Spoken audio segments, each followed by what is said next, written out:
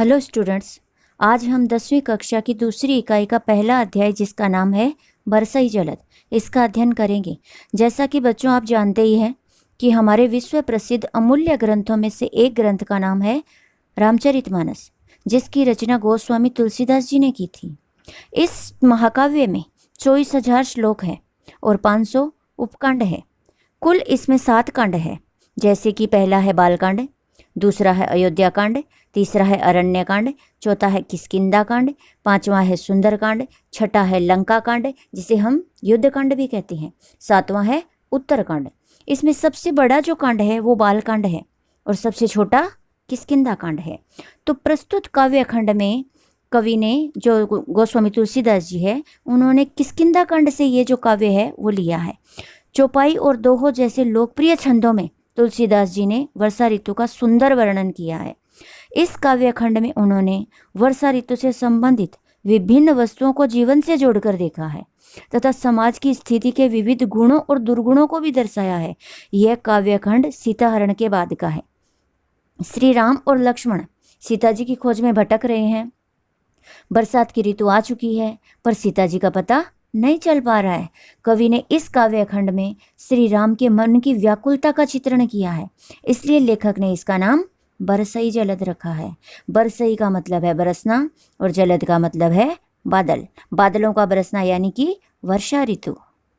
इस काव्य खंड के लेखक का नाम गोस्वामी तुलसीदास जी है। इनका जन्म सन 1511 यानी बांदा उत्तर प्रदेश में हुआ था। मृत्यु इनकी सन 1623 वाराणसी यानी उत्तर प्रदेश में हुई थी। गोस्वामी तुलसीदास जी ने अवधी भाषा में अनेक ग्रंथ लिखे हैं। गोस्वामी जी संस्कृत के विद्वान भी थे, लेकिन रामचरित जो महाकाव्य है उसको विश्व के लोकप्रिय प्रथम 100 महाकाव्यों में महत्वपूर्ण स्थान प्राप्त है। और इनकी जो प्रमुख कृतियां हैं जैसे कि रामचरितमानस महाकाव्य, कवितावली, विनय पत्रिका, गीतावली, दोहावली, हनुमान बाहुक, बरवे रामायण, जानकी मंगल आदि इनकी प्रमुख कृतियां हैं। तो चलिए अब हम बरसई जलद की चौपाई की ओर चलते हैं। घन घमंड नभ गरजत घोरा, प्रियाहीन डरपत मन मोरा, दामिनी दमक रही घन माही, खल के प्रीति जथाथिर नाही। घन का मतलब है बादल, घमंड का मतलब है गर्व से, नभ का मतलब आकाश, गरजत का मतलब गर्जना करना, घोरा का मतलब है भयंकर। प्रिया किसके लिए आया है? सीता जी के लिए। डरपत का मतलब डरना, मोरा का मतलब मेरा। घन घमंड नभ गरजत घोरा, प्रियाहीन डरपत मन मोरा, दामिनी दमक रही घन माही। दामिनी का मतलब है बिजली, दमक का मतलब है चमकना, घन का मतलब बादल में, माही का मतलब में, खल का मतलब दुष्ट, थिर का मतलब स्थिर, जथा का मतलब जैसे, नाही का मतलब नहीं। कवि कहते हैं कि आकाश में बादल उमड़ घुमड़ कर भयंकर गर्जना कर रहे हैं। श्री राम जी कह रहे हैं कि प्रिया सीता के बिना मेरा मन डर रहा है। बिजली आकाश में ऐसे चमक रही है जैसे दुष्ट व्यक्ति की मित्रता स्थिर नहीं रहती, यानी वह चमकती है और फिर लुप्त हो जाती है, फिर गायब हो जाती है। घन घमंड नभ गरजत घोरा, प्रियाहीन डरपत मन मोरा। कवि कहते हैं कि आकाश में बादल उमड़ घुमड़ कर भयंकर गर्जना कर रहे हैं और प्रिया सीता के बिना मेरा मन क्या कर रहा है? डर रहा है। दामिनी दमक रही घन माही, बिजली आकाश में ऐसे चमक रही है जे कि दुष्ट व्यक्ति की मित्रता स्थिर नहीं रहती, यानी वह बिजली चमकती है और फिर लुप्त हो जाती है। बरसहि जलद भूमिनि अराए, जथा नमहि बुद्धि विद्या पाए, बूंद अघात सही गिरी कैसे, खल के बचन संत सह जैसे। बरसही का मतलब है बरसना, जलद का मतलब है बादल, नियराए का मतलब है पास आकर, नजदीक आकर, जथा का मतलब है जैसे, नवही का मतलब है झुककर या झुकाना, बुद्ध का मतलब है विद्वान, अघात का मतलब है चोट, सही का मतलब है सहन करना। गिरी का मतलब है पहाड़। खल का मतलब है दुष्ट। बरसहि जलद भूमि नि अराए, जथा नमहि बुद्ध विद्या पाए। बादल पृथ्वी के नजदीक आकर यानी नीचे उतरकर बरस रहे हैं।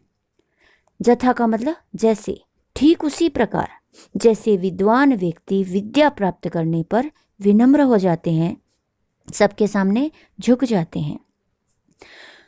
बूंद अघात सही गिरी कैसे, खल के बचन संत सह जैसे। बूंद अघात, बूंदों की चोट। गिरी का मतलब पहाड़। बूंदों की चोट पहाड़ों पर पड़ रही है। पहाड़ बूंदों के प्रहार को उसी प्रकार सहन कर रहे हैं शांत भाव से जैसे कि संत पुरुष दुष्टों के कटु वचनों को चुपचाप सहन कर लेते हैं। क्षुद्र नदी भरी चली तो राई, जस थोरेऊ धन खल इतराई। भूमि परत बा ढाबर पानी, जनु जीवई माया लपटानी। क्षुद्र का मतलब है छोटी, नदी का मतलब नदियाँ, छोटी छोटी नदियाँ। तोराई का मतलब है तोड़कर। थोरेऊ का मतलब थोड़ा सा। खल का मतलब है दुष्ट। क्षुद्र नदी भरी चली तोराई, जस थोरेऊ धन खल इतराई। यानी छोटी छोटी नदियाँ वर्षा के जल से भरकर अपने किनारों को तोड़ती हुई आगे बढ़ जा रही है, जैसे कि मामूली व्यक्ति धन प्राप्त करने पर या फिर दुष्ट व्यक्ति धन प्राप्त करने पर इतराने लगते हैं। थोड़े का मतलब थोड़ा सा। क्षुद्र नदी भरी चली तो राई, जस थोड़े धन खल इतराई। क्षुद्र का मतलब छोटी छोटी, छोटी छोटी नदियाँ जल से भरकर अपने किनारों को तोड़कर आगे बढ़ जाती हैं, वैसे ही जो दुष्ट व्यक्ति है वो थोड़ा सा धन प्राप्त करने पर अपनी मर्यादा का त्याग कर देते हैं। भूमि परत भा ढाबर पानी, जन जीवय माया लपटानी। ढाबर का मतलब है मटमेला। जनु का मतलब है लोग, प्राणी। पृथ्वी पर गिरते ही पानी गंदा हो जाता है यानी मटमेला हो जाता है। जन जीवय माया लपटानी, जैसे कि प्राणी से माया लिपट गई हो। इंसान के जन्म लेते ही उसको मोह माया के जाल में फंसा लेती है, वैसे ही भूमि पर पानी आते ही मटमेला हो जाता है। समीटी समीटी जल भरई तलावा, जिमी सद्गुण सज्जन पही आवा। सरिता जल जलनिधि महु जाई, होई अचल जिमि जीव हरि पाई।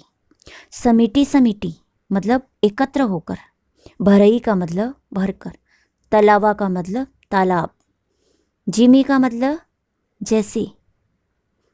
सद्गुण का मतलब अच्छे गुण। पही का मतलब है के पास। समिटी समिटी जल भरई तलावा, जिमी सद्गुण सज्जन पही आवा। यानी वर्षा का पानी एकत्र होकर तालाबों में भर रहा है, जैसे कि एक एक करके सद्गुण सज्जन व्यक्ति के पास चले आते हैं। समिटी समिटी जल भरई तलावा, जैसे एकत्र होकर पानी तालाब में इकट्ठा हो जाता है, वैसे ही सद्गुण सज्जन व्यक्ति के पास अपने आप चले आते हैं। सरिता जल जलनिधि महु जाई। सरिता का मतलब है नदी। जलनिधि का मतलब है सागर, समुद्र। महु का मतलब में। होई का मतलब होना। अचल का मतलब स्थिर। हरि का मतलब भगवान हरि। नदी का पानी समुद्र में जाकर उसी प्रकार स्थिर हो जाता है जिस प्रकार जीव यानी जो जीव है, इंसान जो है, वो हरि यानी ईश्वर को प्राप्त कर आवागमन के साधन से मुक्त हो जाता है। आवागमन यानी जो जन्म मृत्यु का जो आवागमन है उससे वो छूट जाता है। हरित भूमि तृण संकुल, समुझी परही नहीं पंथ। जिमी पाखंड विवाद ते, लुप्त होई सदग्रंथ। हरित का मतलब है हरी भरी। भूमि का मतलब है पृथ्वी। तृण का मतलब है घास। पंथ का मतलब है रास्ता।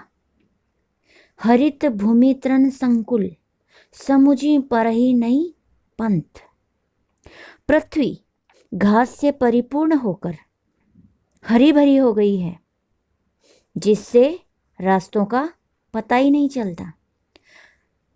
पृथ्वी घास से परिपूर्ण होकर हरी भरी हो गई है, समुझी पर ही नहीं पंथ, यानी जिससे कि रास्तों का पता ही नहीं चलता। पंथ का मतलब रास्तों का। जिमी पाखंड विवाद ते लुप्त होई सदग्रंथ। जिमी का मतलब जैसे, जैसे पाखंडी के पाखंड भरे मत से या उसके विचार से या फिर उसके विचारों के प्रचार से जो सदग्रंथ है यानी जो महान ग्रंथ है वो क्या हो जाते हैं, लुप्त हो जाते हैं। जिमी पाखंड विवाद ते लुप्त होई सदग्रंथ, यानी पाखंडी के पाखंड भरे विचारों के प्रचार से, जैसे कि अच्छे जो महान ग्रंथ है उनका प्रचार करने पर उनका जो महत्व है वो कम हो जाता है, उन ग्रंथों का जो महत्व है वो लुप्त हो जाता है।